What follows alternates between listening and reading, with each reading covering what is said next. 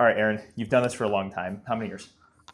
I just completed my 18th summer. That's crazy. Yeah, it is friggin' crazy.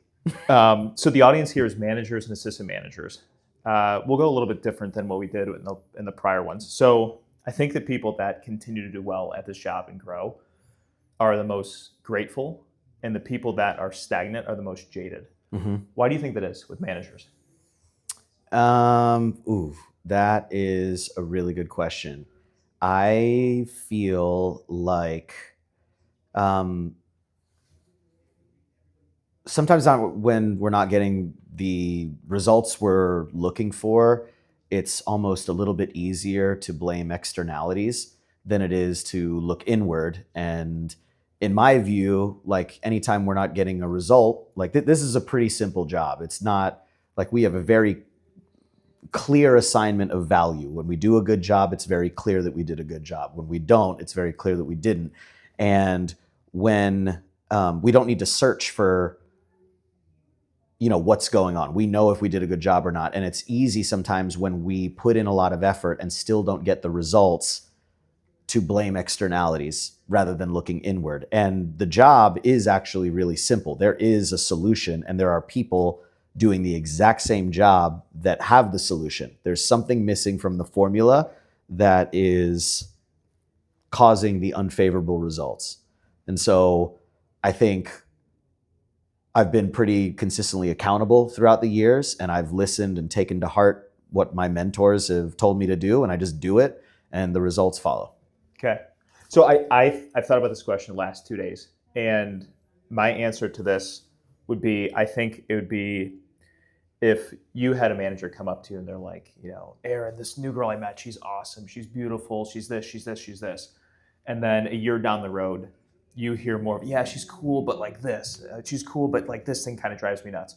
And I think it's as people do really anything in life, part of it is they look at it and they're like, well, they become like more jaded to it. And I think they take a lot of things for granted. What do you think is the mindset of the manager that is succeeding? What is their like internal soundtrack sound like with a job? So it could sound like, oh man, I've got to travel. I got to go on these blitzes and Oh stay in yeah. a motel. I got to do this, this, this. And then you have a manager that's on the job just as long as that, the complaining manager who's succeeding, but instead of focusing on the blitz that they may not want to do, or they're like, I got to go do a Monday team hang. I don't feel like doing that, man. Like I'm growing, whatever it may be. But what do you think that what is the misalignment of where they're focusing? Where's that coming I from? think there's a perspective thing, and a certain level of like intellectual honesty that you have to maintain, and it just comes from crafting a actual fair perspective.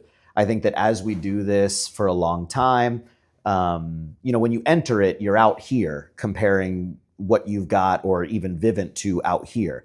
But then as you get ingrained in it, now you're comparing inside. You forget how special this opportunity is compared to what else is out there.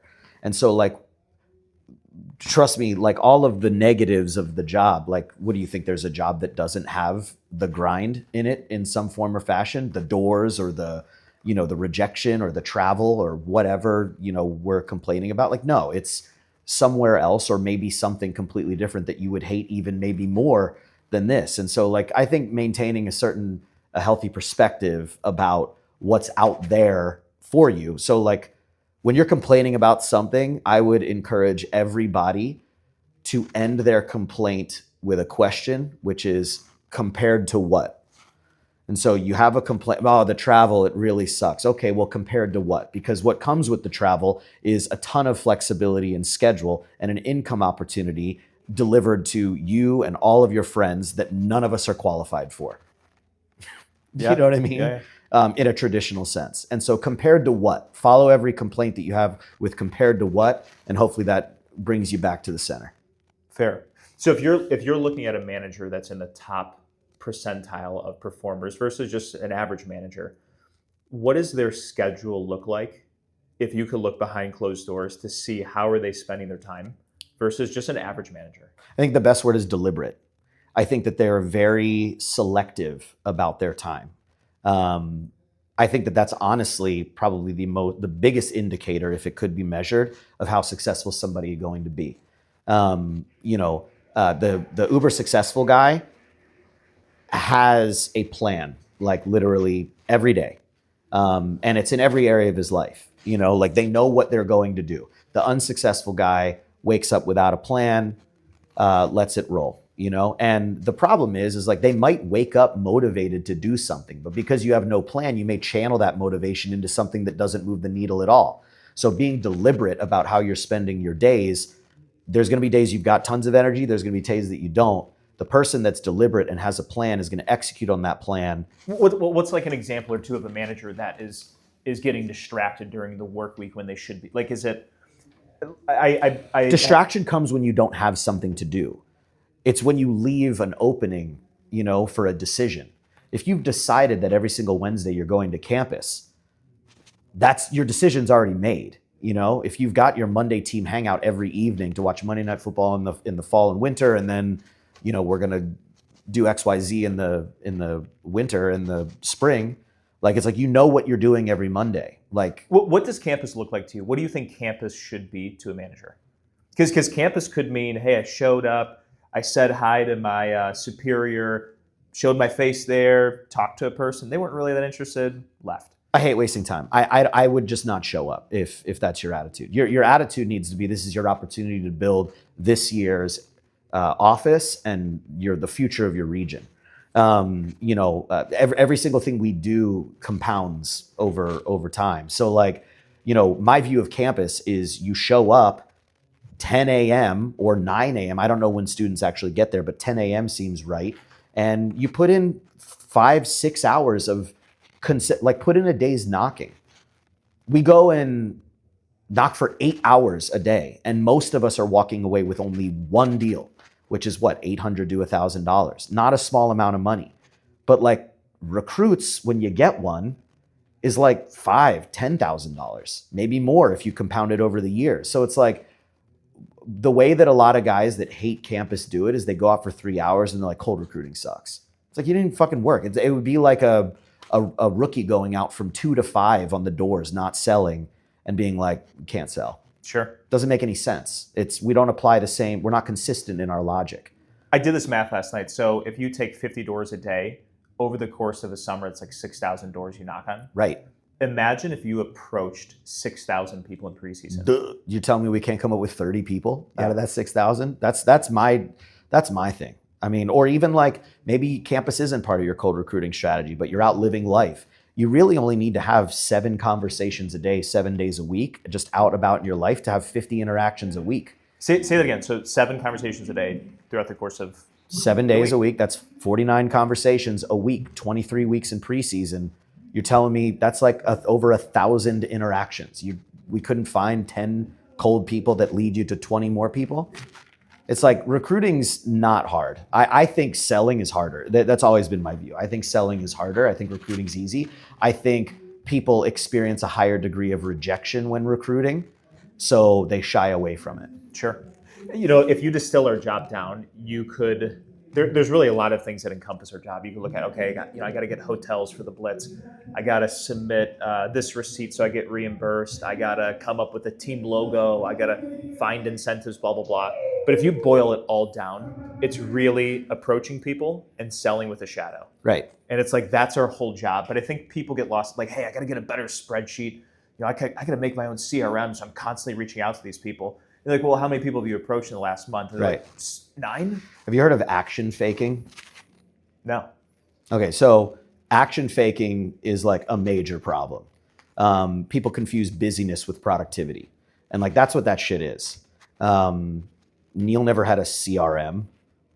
You know what I'm saying? He's Sure. the most successful person that, we listen to that's ever done this. It's like a lot of the stuff, he didn't have a logo for his team. That's proven that like some of the best cultures have some of these extra things, but like, okay, so if you've got this finite amount of time and energy in order to deliver results, you start with the biggest needle movers first. And if you've got extra, it's like, okay, well, how do I enhance the experience? How do I enhance the experience? And you're getting the 1% here, the 0.5% here. It's like all that stuff's important. But if you're putting that in front of actually creating an office, what? Those types of things are all to enhance the productivity of your office. And so it's like, that really doesn't make sense until you have an office. So we talk a lot about managers, but I think just as valuable a position is an assistant managing. And with a lot of assistant managers, they're really just an assistant manager in title for 6 months.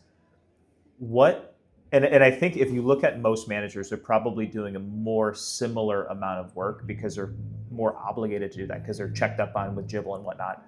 But if you look at the assistant manager role, how should they take the assistant manager role if they're actually serious and they can envision themselves being a manager in 10 months from now? Yeah, well, okay. So I think that there's a lot of ways to answer this question, but I think that really, like you said just now, there's two main skill sets that need to be fully developed in order to do this job at a high level. You need to be able to sell really well, which automatically makes you qualified to teach people, just copy me. And you need to be able to recruit people. And if you're good at those two things, you are never going to need another job or worry about how you're going to provide ever again inside of this bubble.